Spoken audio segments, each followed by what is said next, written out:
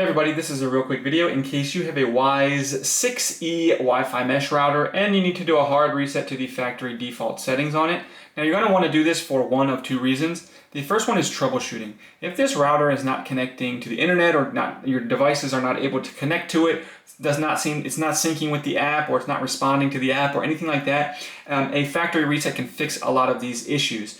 You can do this on the app or on the device. I'm going to show you how to do it on the device because the reason you might want to reset it is because it's not responding on the app. But anyways, the second reason you might want to do this is just for whatever reason you're setting this up on a new network, or just you just want to get it back to the way it was when it came out of the box so you can set it up new.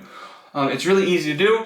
With power to it, we're just going to come in and find this reset hole on the back, and we're going to use a paperclip or something similar to press and hold that button for 15 seconds. And while holding it, we're just going to keep an eye on the light on the router.